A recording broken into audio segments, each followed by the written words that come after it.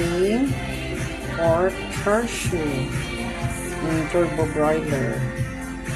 Yan. Ito na yan. Ang aking gagawin ngayon ay char siu using garlic, grated garlic, 5 spice, may honey, may shaoxing wine, may char siu sauce, may soy sauce, sesame oil, sugar, and then yung pork kasim. Yan yung pork ko. Ayan, nilagyan ko na ng 4 teaspoon ng brown sugar. Tapos minix ko, tapos yung soy sauce. Lagay din tayo ng 1 kutsarang shaoxing wine. Yan. Tapos sesame oil. Ayan, maglagay naman tayo sesame oil. Sesame oil natin.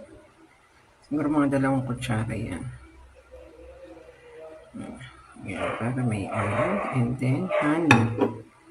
Honey. Mga 2 kutsara rin.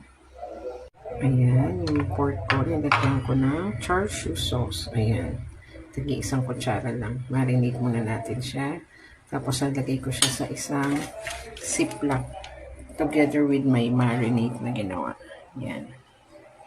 Marinate natin siya for 2 days para kapit na kapit. Ayan. Lalagyan na natin ito, ating marinade. Tapos ilipat natin siya sa ziplock. For 2 days natin siya i-marinate. Yan.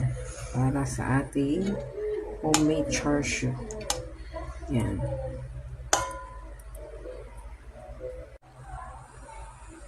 Tinikman ko, medyo ang sarap na ng lasa. Sana manood siya talaga dito. At tama yung pagkakatimpla ng aking char siu.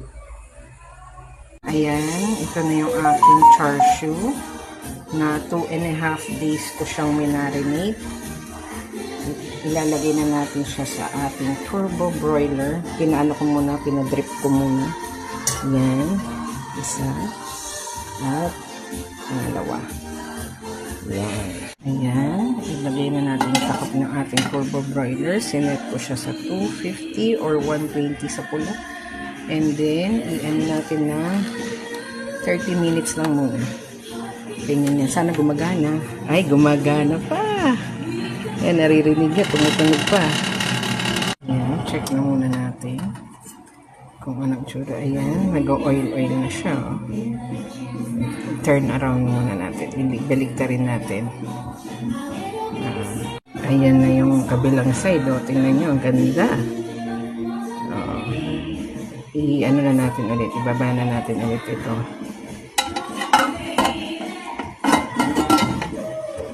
Tapos tuloy lang natin ang ating cooking time. Ayan. Babaliktarin na naman natin ulit ito.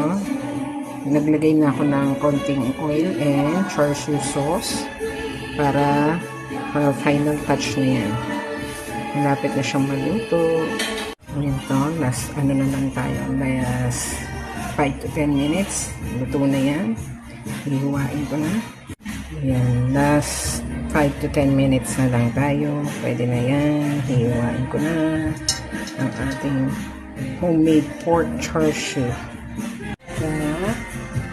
Hihiwain ko na ang ating pork char siu yung turbo broiler.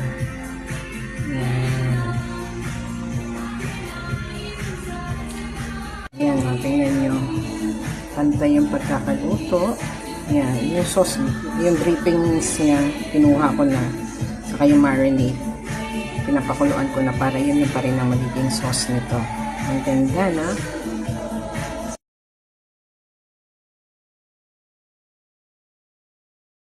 Ayan, kumukulo na yung drippings ng ating char siu marinade.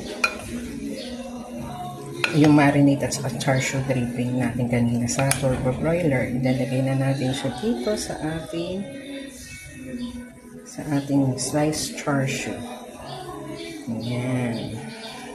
Ayan, nalagay na natin yung char siu drippings at saka marinade. Pinakuluan ko na. Ilagay na natin dito sa ating sliced char siu. Ayan na. Look. Sarap. Ang lambot. Ito na yung char siu. Sliced char siu na may sauce. Ayan. Tingnan niyo yan.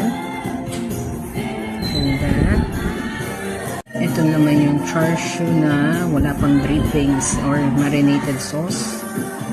Yan, ano lang yan. Yan yung turbo broiled char siu. Yan, ang ganda na. Moist and soft. Ito na yung one full bite. Meron tayong pechay na gulay. At saka pork char siu.